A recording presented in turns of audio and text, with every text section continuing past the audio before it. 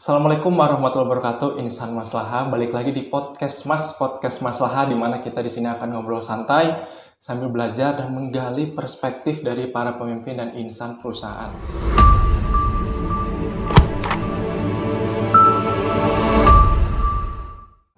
Perkenalkan, saya Anugrah Pangestu yang biasa disapa Kak Nugi. Di episode kali ini kita akan bahas sesuatu yang menarik banget, yaitu tentang hal kecil yang ternyata punya resiko gede banget. Tapi sebelum kita bahas itu lebih jauh, nanti di akhir podcast akan ada pengumuman juga nih buat para teman-teman atau insan maslahah yang kemarin udah join di Step Forward Challenge, yaitu program dari Bank BJB Syariah. Nanti di sana akan di-announce juga nih siapa aja pemenangnya. Oke, kita langsung masuk aja ke topik kita yang pertama, tapi biar semua ini nggak hanya sebuah konsep, kita udah datengin jauh-jauh, yaitu adalah bintang tamu kita, yaitu orang yang paling patuh di Bank BJB Syariah. Gimana enggak? Ada divisi kepatuhan dan beliau ini adalah direktur kepatuhannya. Baik, kita sambut aja, yaitu Bapak Anwar Munawar, Direktur Kepatuhan Bank BJB Syariah. Sehat Bapak? Alhamdulillah, sehat Kang. Alhamdulillah, boleh di-say hi dulu Pak, mungkin Insan Maslahah. Ya, selamat sore Insan Maslahah semuanya. Alhamdulillah sore ini kita ketemu, mudah-mudahan nanti Kak Nugi akan memandu kita untuk obrolan yang ringan-ringan seputar keseharian kita lah. Oh, gitu ya. Kan gitu ya Kak Nugi ya. Iya betul sekali. Nyantai aja kita. Sehat Bapak? Alhamdulillah sehat-sehat. Kalau saya lihat Bapak ini kayak seger banget gitu Pak. Oh gitu ya. Boleh di-spill nggak Pak skincare-nya apa tuh Pak?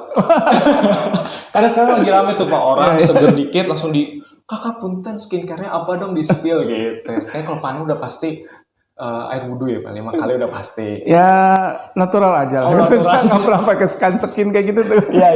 Sama kayak bapak saya juga gitu. Dari dulu katanya kalau di saya papa nggak ada tuh namanya yang pakai namanya skincare. Skincare nggak ada tuh jerawat-jerawatnya. Betul kan. Iya.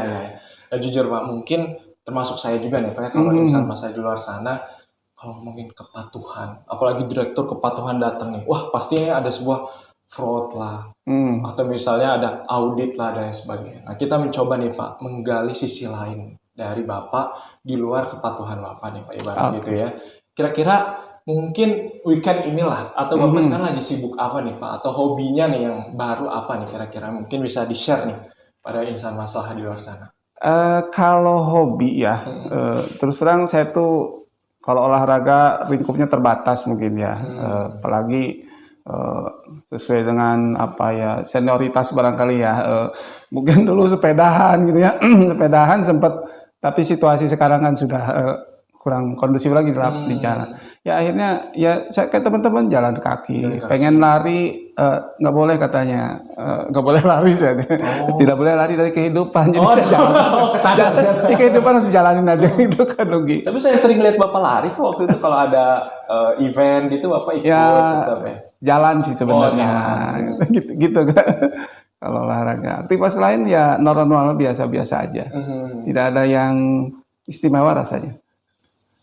Oke, mungkin itu ya, jadi buat teman-teman seorang direktur kepatuhan tuh ya biasa-biasa saja, santai-santai saja gitu ya. Nah mungkin mereka juga pengen tahu nih Pak, awal karir Bapak sebelum sampai sekarang sampai jadi direktur kepatuhan tuh gimana sih Pak? Apakah dari awal Bapak kerja langsung fokus ke kepatuhan apa gimana nih Pak?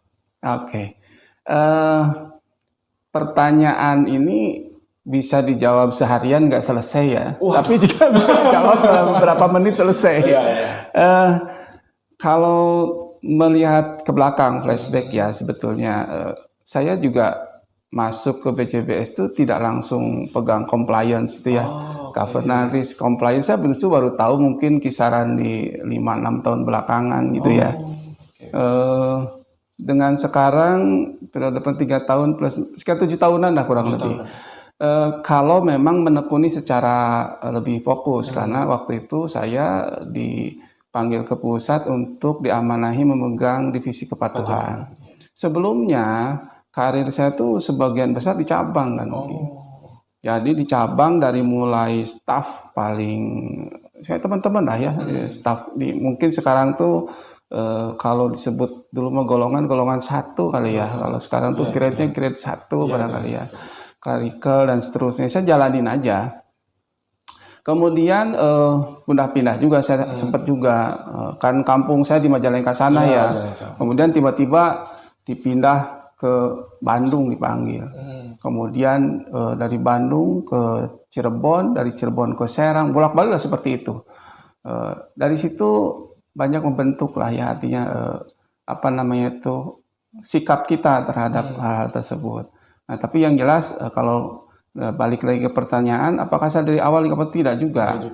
Cuman pemahaman kepatuhan itu justru kita dapat setelah beberapa tahun di staf ya. Sebenarnya sejak sebelum masuk saya sudah memiliki pemahaman itu sebetulnya, walaupun mungkin tidak mendalam gitu ya. Barangkali itu kalau pertanyaan di sebatas itu gitu ya. Itu Kak Anugi, silakan barangkali yang lain. Jadi sebetulnya berawal dari staf, dari cabang lah ya. Betul, dari cabang. Di pusat langsung di divisi kepatuhan gitu. Terus berarti awalnya itu nggak kaget tuh Pak? Dari cabang langsung ngurusin divisi kepatuhan gitu atau? Sebetulnya gini. Dari cabang itu saya ke pusat tuh pertama kali justru masuk ke audit. Oh ya, audit. Ya, jadi diminta jadi grup audit yang mulai tuh mengenal bagaimana kita harus mematuhi ketentuan-ketentuan yang ada dan seterusnya. Dan dari situ juga saya kemudian sempat di remedial dulu itu ya, sekarang mungkin P3 itu ya. Oh iya. Nah, saya makin mengenal bahwa ketika kemudian sesuatu ketentuan itu ada hal yang kita simpangi gitu ya, sengaja atau tidak sengaja, itu ngefeknya kerasa banget gitu ya. Dan itu tidak sebentar selesainya, apalagi ketika di remedial atau di P3 sekarang gitu ya, itu kelihatan banget, oh ternyata ini ada halnya seperti ini dan seterusnya. Nah, oleh karena itu mulai terbentuk, semakin kuat terbentuk di benak saya itu bahwa compliance itu penting. Compliance itu penting dan itu merupakan bagian dari kita memitigasi sebuah risiko sebetulnya. Nah itu jadi nanti kalau bicara masalah ini nanti melebar ke risiko ya, kemudian ke gimana governance-nya dan seterusnya. Di situ saya mulai mendalami benar-benar meresapi makna dari sejauh ini gitu ya, compliance yang harus kita taati gitu. Tapi menarik sih Pak, bahwa sebelum Bapak akan ngurusin kepatuhannya, Bapak kan berasal dari cabangnya. Berarti Bapak tuh tahu juga kondisi cabang itu seperti apa, sehingga Bapak tuh bisa nih ngebuat. Kan kepatuhan pada dasarnya kita bikin pagernya ya Pak ya.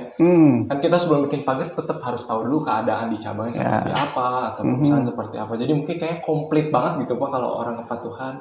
Kayak Bapak gitu ke cabang dulu gitu berarti kan. Jadi memang alhamdulillahnya saya tuh diberi keamanan ini setelah saya menjalani prakteknya gitulah, boleh dibilang seperti ya, dari awal gitu, kemudian bertahap. Jadi saya agak memiliki pemahaman barangkali ya, ketika misalnya di posisi ini sebelah mana gitu triknya dan seterusnya, dan itu dijagain benar gitu. Nah yang di compliance sebetulnya kita harus memastikan bahwa bank ini memang patuh terhadap regulasi yang ada. Nah, itu sebetulnya yang jadi tugas pokok kita ketika di kepatuhan. Tentu bahasa memastikan ini agak berat sebetulnya. Tapi setidaknya kita meyakini bahwa apa-apa yang sudah digariskan di dalam ketentuan kita itu benar-benar dilaksanakan oleh seluruh jajaran organisasi kita. Teman-teman kita dari mulai yang leveling tim paling bawah sampai dengan direksi, bahkan seluruh insan di BJB Syariah yang terlibat. Harus begitu sebetulnya. Ya begitulah. Oke Pak. Terakhir kasih tahu dari Bapak, apa sih Pak yang ngebuat akhirnya Bapak tuh klik, oke, saya fokusnya di GRC aja nih, di government sama kepatuhan ini, compliance nih. Hidup saya dedikasikan di situ lah ibaratnya setelah 7 tahun itu. Begini, pertama tentu berdasarkan pengalaman selama saya bekerja di BJB ya, kemudian ke BJB Syariah, saya melihat dan mencermati, kemudian mendalami bahwa ada hal-hal yang harus kita bangun, ya, terutama yang kita lakukan itu aware terhadap sebuah risiko. Itu yang apa ya? Boleh saya suka bilang ini never ending project buat kita, karena membangun kepedulian terhadap risiko itu tidak cukup hanya sekedar tahu ada risiko di situ. Tapi kemudian bagaimana kita memahami, setelah tahu, paham, kemudian bagaimana kita merespon terhadap itu. Nah itu juga penting dipahami. Itu yang kemudian saya melihat gitu ya, sebagai bentuk pertanggungjawaban itu ya, saya sebagai seorang katakanlah pegawai di BJB Syariah, kemudian saya merasa merasa terpanggil gitu ya untuk ikut membangun dalam aspek ini gitu ya. Saya menginginkan kita semua paham gitu, karena bagi kita sebetulnya kepatuhan ataupun menteri saat ini itu tidak hanya sekadar patuh teradministrasi, nggak begitu loh. Jadi kepatuhan itu harus jadi sebuah strategik gitu ya. Strategi yang harus kita pegang supaya perusahaan kita itu sustain, tetap berlangsung, bisa bertahan lama gitu ya. Jadi dengan patuh rasanya kita terhindar dari risiko-risiko yang hukum situ ada gitu ya. Kemudian risiko reputasi erat kaitannya. Banyaklah dengan kepatuhan tuh. Tentu ya mudah ya tidak juga, tapi sulit ya tidak juga sebetulnya. Bagaimana kita menyikapinya gitu, Nuk ya. Berarti panggilan hati aja gitu ya, Pak. Ya, saya kayaknya ngurusin hal-hal ini karena emang harus ada orang yang in charge banget sih, Pak. Ngurusin ini ya benar. Jadi kalau disebut panggilan hati mungkin, tapi saya sih lebih kepada saya merasa memiliki tanggung jawab ya, ingin memberikan kontribusi mungkin di ujung karir saya di BJB Syariah gitu ya, karena saya kan sebetulnya kalau secara kepegawaian saya udah pensiun kan ya, saya dipercaya jadi pegang di compliance, di direktur ya, saya merasa saya harus meninggalkan semacam legacy lah ya, yang memang bisa diingat oleh kita semua bahwa ini penting buat kita semua. Dan ya itulah kita lakukan upaya semaksimal mungkin, bertahap kita lakukan. Iya benar. Legacy ini bahkan cocok sama ini kita hari ini ya, poin kita bahwa itu hal kecil itu bisa beresiko besar. Tadi Bapak juga udah bilang kayak orang pasti nyepelin aturan apa dan sebagainya. Padahal itu tadi risknya gede banget kan, risk reputasi, apalagi paling susah misalnya untuk dipulihin kalau ada kejadian gitu ya. Yang betul harus ada orang yang in charge, makanya Pak Anwar memilih jalan ini gitu ya, way of life-nya Pak Anwar gitu.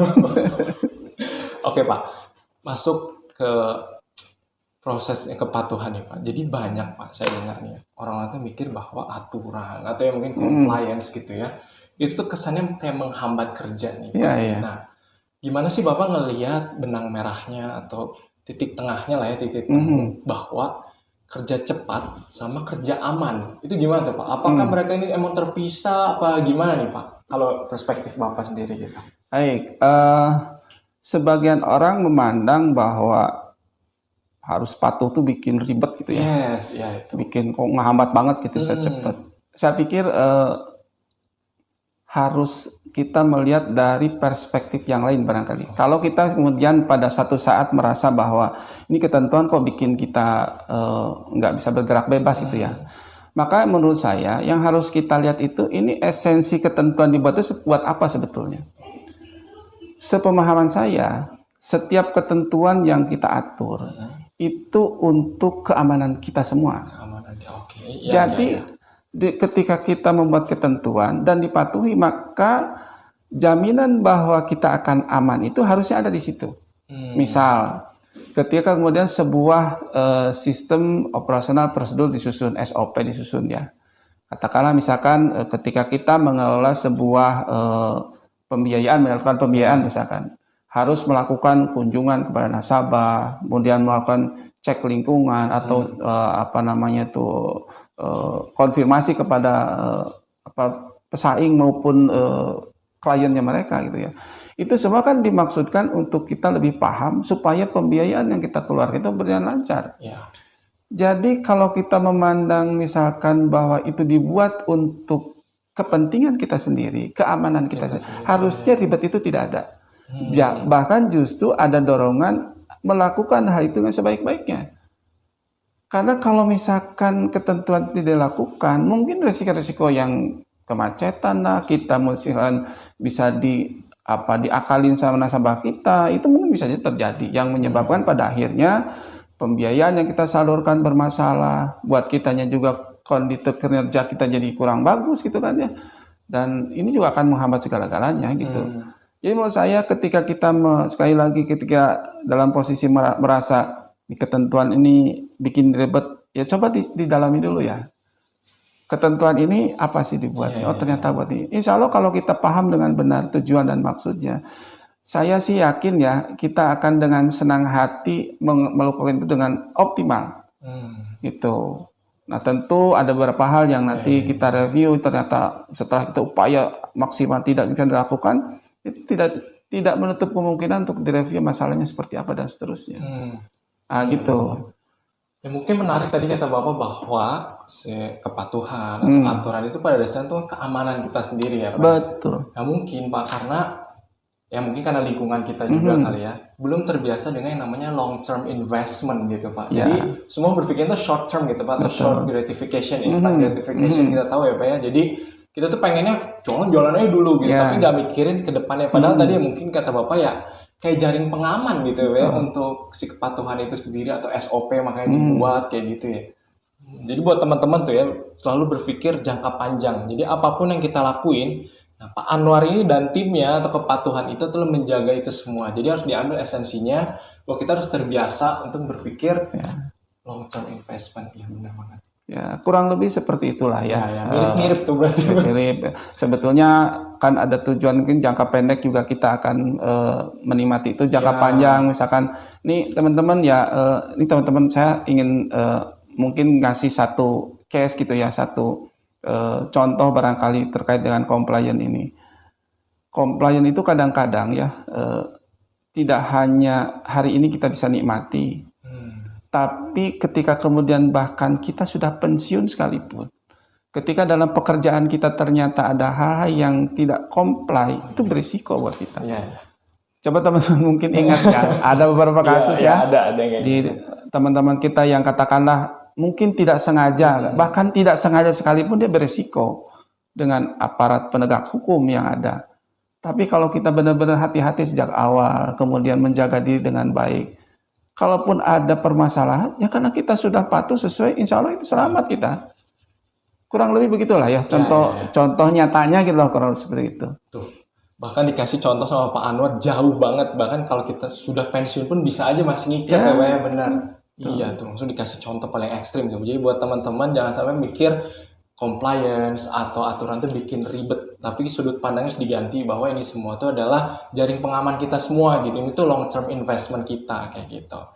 Nah, sekarang masuk nih ke hal yang kayaknya orang pengen tahu nih Pak. Berarti Bapak setuju kan hal kecil itu dapat mempengaruhi hal besar ya Pak ya? Nah, kalau kepatuhan kan identik dengan namanya fraud nih Pak ya. Berarti Bapak ada nggak sih Pak kayak pengalaman gitu ya? Fraudnya gede. Tapi Bapak tahu ternyata pas Bapak selidiki dari hal-hal kecil dulu awalnya gitu, ada nggak sih Pak? Boleh di-share gitu? Atau dengan cerita di mana gitu Pak? Ini memang tidak setiap fraud itu, kalau bilang setiap atau selalu ya, tidak selalu fraud itu diawali dengan kecil-kecil, tidak juga. Kadang-kadang karena kondisi atau desakan tertentu dia melakukan hal itu. Karena saya menemukan hal itu juga. Jadi pegawai kita itu, salah satu pegawai kita, kalau saya menganalisisnya, mencermatinya, itu desakan dari keluarga. Sehingga dia melakukan hal-hal yang di luar kewenangannya dan merugikan perusahaan cukup besar. Satu. Padahal orangnya kinerja baik. Sikap, tutur katanya juga baik. Sehingga kita tidak pernah menduga orang tersebut melakukan hal itu. Itu yang kadang-kadang dibilang ya tidak harus dimulai dari kecil juga ya, karena dorongan. Nah, tapi sebagian besar memang dimulai dari hal-hal yang kecil, kebiasaan-kebiasaan kecil yang memang menyebabkan integritas kita itu terkikis dengan tidak terasa. Atau mungkin pengaruh lingkungan terutama. Orang bilang sekarang mah gaya hidup kali ya. Saya mungkin bukan nggak boleh ya, misalkan tiap minggu kita mau main, mau piknik kemana-mana gitu, jalan-jalan, traveling ya silakan aja gitu ya. Tapi kadang-kadang itu memaksakan diri sehingga kemudian kita hidup di luar kemampuan kita. Ini jadi masalah. Ketika kita sudah memaksakan diri mencari source-nya kan, apakah itu awal mungkin dari pinjaman, yang mudah kan pinjaman online tuh, ya kan? Pinjol. Kemudian karena ingin pinjolnya di sini sudah jatuh tempo tidak mencukupi, pinjam lagi ke pinjol yang lain. Artinya gali lubang tutup jurang. Karena akan ketemu. Ya, akhirnya semakin besar. Karena saya menemukan itu ya, ada orang yang datang, misalnya, nangis-nangis bisa dibantu. Saya tanya awalnya berapa, dia cuma pinjam dari 5 juta sampai 200-an juta. Wah, Sebenarnya kenapa kayak begini? Ya tadi, karena kebutuhannya begini, dia merasa sanggup ngangsur. Ketika jatuh tempo dia tidak sanggup ngangsur, carilah yang pinjaman yang mudah, pinjol lagi. Nah, kemudian dia terdesak segala macam. Nah, ketika terdesak kemudian diancam untuk dibuka aibnya dengan menelpon ke sana kemari, kan kayak begitu kan polanya. Dia itu kalap, ngambillah dari kantor. Apa yang itu yang jadi masalah. Ada juga yang sebelum ke sana larinya karena pengen cepat, katanya saya ikutan trading supaya cepat. Padahal bukan trading yang dia lakukan, judi lagi. robot trading lagi. Banyak yang seperti itu. Jadi kebiasaan-kebiasaan itulah yang menyebabkan kadang-kadang kita terperangkap ya sehingga kita melakukan fraud. Kalau misalkan Nugi masih ingat gitu ya, ada juga case di kita kan ya, sampai bertahun-tahun baru ketahuan sekian miliar gitu kayak membobol perusahaan, itu sungguh disayangkan. Ya itulah Kak Nugi ya, jadi banyak hal yang perlu kita waspadai gitu ya. Dan menurut saya yang lebih penting kita mengawasi diri kita sendirilah. Iya, betul. Sering-sering berintrospeksi, apakah kita pantas di sini dan seterusnya. Kadang-kadang di kepatuhan itu gini, kepatuhan itu tidak hanya sekadar patuh, comply terhadap sebuah ketentuan. Karena bagi kita mah bankers ya, patuh itu sudah wajib, udah harusnya kita patuh. Ya, tapi ada juga lain, ketika kita sudah patuh, patut nggak kita melakukan hal itu? Misal gitu ya, ketika kita menjadi banker di syariah, kita sudah patuh nih terhadap sesuatu, tapi kita melakukan hal itu misalkan untuk kepentingan sendiri dan seterusnya, asa nggak patut gitu ya. Hal-hal yang banyak lah misalkan yang kita kadang-kadang nanya, dapat gratifikasi pemberian yang nilainya 1 juta kan boleh gitu ya. Tapi ketika kita misalkan terima patut nggak ya? Atau misalkan kita sering diajak makan siang atau makan malam atau misalkan main apa gitu ya, olahraga, dibiayai sama rekanan kita. 1-2 kali mungkin wajar sebagai bentuk ini. Tapi ketika kemudian berulang-ulang, patut nggak sih kita menerima itu? Nah, jadi kita harus tanam juga parameter itu. Nah, itu mudah-mudahan itu jadi ini ya. Jadi salah satu pagar kita barangkali. Itu kata yang bagus tuh, patut ya patuh dan patut tuh. Jadi Pak Anu ngasih tahu kita bahwa kualitas hidup kita itu ditentuin sama keputusan-keputusan kecil yang kita buat. Kayak mungkin awalnya dari di jalan dulu kali ya Pak, ada lampu merah diterobos gak misalnya gitu, ada trotoar dinaikin gak, yang dari situ nanti lama-lama jadi melatih dan tadi bagus banget mengikis integritas kita pelan-pelan katanya tuh. Jadi nggak berasa itu. Nggak berasa. Dan atur juga gaya hidup kita ya Pak tadi, benar kayak itu. Wah, apalagi zaman sekarang Pak, medsos di mana-mana. Lihat orang HP-nya udah oren-oren tuh Pak, 17 Pro Max pasti panas gitu. Makanya baik lagi tadi ke compliance itu kita harus selalu satuin sama yang namanya long term investment. Jadi kedepannya itu tuh bakal balik lagi ke kita.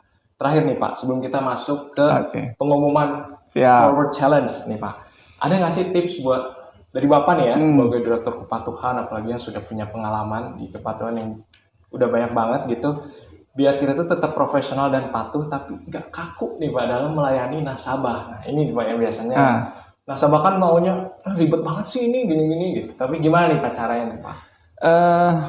Tipsnya dari Pak Atta. Kalau tipsnya secara khusus dan ini menjamin bahwa ini berhasil juga saya nggak punya ya. Tidak apa-apa, kita coba dulu. Tapi yang saya lakukan gini teman-teman ya, nasabah itu menginginkan kecepatan.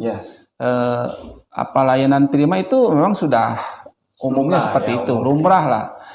Tapi kita sendiri yang harus memberikan layanan terima itu tanpa mengorbankan kepatuhan yang ada. Contoh misalkan gini, ketika mengajukan kita lagi approach terhadap nasabah nih, ya, supaya dia nyimpan uangnya banyak dan seterusnya. Tapi ada beberapa persyaratan yang misalkan kurang, yang menurut ketentuan itu harus dipenuhi gitu. Terus gimana dong? Masa kita tinggalin gitu kan? Nah, supaya itu juga misalkan tetap dipenuhi, tapi juga kita tetap bisnisnya dapat, ya dibantu nasabah kita. Jadi tipsnya itu ya bantu nasabah kita untuk patuh gitu loh. Iya. Di samping kita sendiri harus patuh, ya kita bantu nasabah kita untuk patuh terhadap ketentuan yang ada. Jangan dibiarkan seperti itu. Jangan nasabah maunya seperti dan seterusnya, kasih pemahaman. Yang saya lakukan itu. Dan alhamdulillah ya selama ini sih mereka justru berterima kasih kalau kita bantu untuk dia berjalan di rel yang benar gitu. Kurang lebih begitu ya. Dengerin dari Pak Anwar, ini valid karena Pak Anwar itu lama juga di cabang. Pak Anwar tahu nih cara ngadepin nasabah gimana tuh. Lama banget katanya lebih. Pakai banget. Lama banget katanya. Bahkan lebih lama mungkin dari di kepatuhannya. Iya. Jadi Bapak tahu banget cara ngadepin nasabah gimana biar tetap patuh dan gak dianggap ribet atau kaku gitu ya. Bisa diikutin tipsnya. Oke Pak, jadi di depan udah lebih ceritain bahwa kita itu ada challenge, step forward challenge namanya tuh Pak. Jadi intinya nanti join di sebuah server, bukan server ya, mungkin grup kayak di Strava, kita join, nanti apapun aktivitas di sana itu di record, nanti kebaca Bapak tuh rapotnya berapa gitu. Ini ada bocoran Pak ya, ada satu orang yang juara dalam waktu seminggu 150 kilo. Wah, hari ini serius tuh? Iya, dan itu bulan puasa, karena itu tanggal 2 sampai 8 Maret, berarti kan minggu awal Ramadan lah ya. 20 kilo berarti luar biasa ya. Sehari. Mudah-mudahan patuh terhadap ketentuannya. Oh, kalau di Bapak yang penting itu. Jangan gini maksudnya, style Strava-nya jalan gitu ya. Jalan. Tapi dia pakai sepeda, pakai motor. Iya. Ya akal-akalin gitu ya. Iya. Terus 10 kilo tuh kayak dari sini ke Jakarta kan. Oh iya, luar biasa. Ya semoga konsisten juga, nggak cuma karena challenge aja. Betul. Dan yang paling penting itu, kalau dari kepatuhan yang long term investment, challenge ini bukan hanya tentang mungkin nanti emang dapat apresiasi juga, tapi juga sehat, itu yang paling penting ya Pak ya. Karena ya apa yang kita dapat juga percuma kalau kitanya nggak sehat gitu. Baik, sekarang kita langsung aja di announcement atau pengumuman untuk pemenang Step Forward Challenge. Bangga Pak Anwar. Oke, ini pemenangnya. Ini selamat ya untuk top 3 nih. Nih juara ketiga ini didapat oleh Rahadian Nugraha dari KCP Sumedang. Nah, kemudian untuk juara kedua ini jatuh kepada Kiki Nur Rizky dari divisi SDI. Ini di kantor pusatnya, orang dekat nih. Dan ini juara pertama nih, ini kali yang 150. Iya, 151. Wah, luar biasa nih. Selamat nih buat Feris Ramdhani dari kantor cabang Serang gitu ya. Kemudian juga ini ada nih ya, pelari apa culture itu apa sih Kang Nugi? Gitu, oh yang keren culture kultur sebetulnya. Oh jadi gitu, culture siap ini jatuh kepada saudara Ahmad Andra Ihsan dari kantor cabang Tangerang. Ini menunjukkan bahwa gaya hidup sehat itu bisa dijalani dengan konsisten gitu ya. Ya memang apapun apa yang dijalani ini ya mudah-mudahan memang esensinya ya nilainya gitu. Lanjutin Pak. Terus apa nih? Tadi udah 4 besar, ini top 10-nya nih ya. Satu ini kepada Ibu Siti Zahra dan Abdul Majid dari divisi pengendalian keuangan. Ini runner kita nih ya, luar biasa nih. PK gitu. Betul. Kemudian Sony Sofyan dan Fopi Nopiana dari divisi operasional. Berikutnya juga adalah Sultan Fat Al-Fashifa Adrian dari divisi SDI. Serta Gia Ardiana Muharram dari KCP Pangandaran. Ini pasangan-pasangan lagi. Pasangan-pasangan gini. Kebetulan. Tapi mungkin biasa lari itu enaknya bergrup gitu. Iya, sendirian capek juga kalau sendirian ya.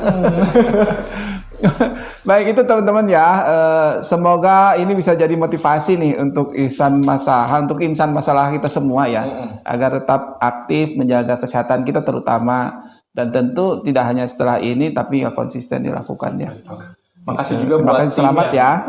Selamat, dan makasih juga buat tim yang udah bikin program ini, challenge ini, Step Forward ini yang membuat kita jadi lebih terpacu, karena emang saya juga jadi agak-agak terpacu nih Pak, waktu di tanggal 2 sampai 8 ketika kita join itu ada notif terus tuh Pak dari Strava. Pak Anwar berapa kilo, ada fotonya lagi Pak, jadi kita bisa lihat wah dia udah lari segini, jadi terpacu terus gitu Pak. Jadi ini bagus menurut saya, challenge ini harus ada terus menerus gitu. Tapi itu apalagi di bulan puasa sih Pak itu. Tolong ditanya itu yang juara 1 itu lari apa minggat ya Pak? Itu sehari 20 kiloan berarti Pak. Lebih-lebih daripada race. Oke Pak, sebagai penutup lah Pak, ini. Iya, iya. Penutup, ini episode pertama loh Pak, episode perdana dari podcast Maslahah. Ada nggak nih kata-kata penutup atau insight dari Bapak untuk para insan Maslahah nih Pak, di luar sana? Dari soal Pak Anwar, Direktur Kepatuhan Bank BJB Syariah. Singkat saja ya, Iya. maksudnya gini, karena saya di compliant, saya hanya ingin titip pesan sebetulnya. Pesan ini juga yang saya dapat dari orang tua saya, bahwa pertama jujur itu harus, jadi jujurlah. Yang kedua, hidup sesuai kemampuan kita, itu aja. Jangan kita terlalu banyak pengen ini itu yang di luar kemampuan kita. Kalau kita hari ini baru bisa pakai sepeda aja dulu. Kalau hari ini kita baru bisa naik angkot aja dulu lah gitu ya. Kalau sudah bisa beli motor ya belilah. Hidup sesuai kemampuan kita, itu kuncinya menurut saya sih.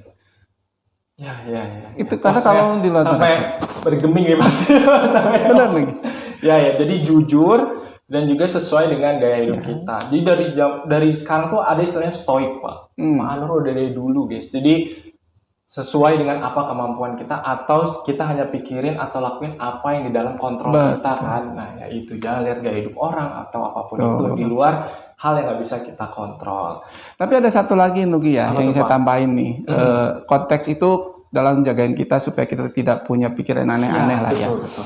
Tapi juga kita nggak boleh diem. Artinya bahwa yang namanya kita nih harus selalu improve diri kita, harus terus nyari ilmu, belajar segala sesuatu yang memang sangat relate dengan tujuan hidup kita. Tolong itu juga saya jalanin itu, insya Allah saya jalanin ya sejak saya masuk jadi pegawai. Banyaklah ceritanya kalau ceritain. Pokoknya belajar dan belajar, nggak boleh bosan. Gitu. Ya, jadi jujur, sesuai dengan apa yang bisa kita kontrol, gaya hidup kita. Dan yang terakhir adalah itu tadi kata Pak Anwar ya. Terus improve, terus belajar, jangan pernah berhenti belajar. Pak Anwar ini yang udah harusnya pensiun aja masih belajar teman-teman gitu. Nggak pernah berhenti belajar. Jadi buat teman-teman yang masih muda nih, jangan berhenti belajar. Ini sedikit juga satu pesan penting dari tim Pak, katanya intinya kepatuhan bukan tentang siapa yang mengawasi, jadi bukan tentang Pak Anwar atau divisi kepatuhan atau siapapun itu, tapi tentang bagaimana kita menghargai profesi dan masa depan institusi di mana kita bekerja. Gitu. Oke, terima kasih Pak Anwar telah menyempatkan waktunya. Wah, pasti sibuk banget nih Direktur Kepatuhan. Bisa menyempatkan waktunya datang di podcast Maslahah. Buat teman-teman juga, kalau ada yang bisa dipetik dan insight dari Pak Anwar selaku Direktur Kepatuhan Bank BJB Syariah, bisa langsung diambil aja insight-insightnya. Kita dari podcast Maslahah nanti akan ketemu lagi di episode selanjutnya, episode yang lebih menarik, episode yang dengan mendatangkan bintang tamu yang lebih amazing lagi. Baik, saya tutup. Saya Anugrah Pangestu, Kanugi, dan juga Pak Anwar. Pamit undur diri. Assalamualaikum warahmatullahi wabarakatuh. See ya.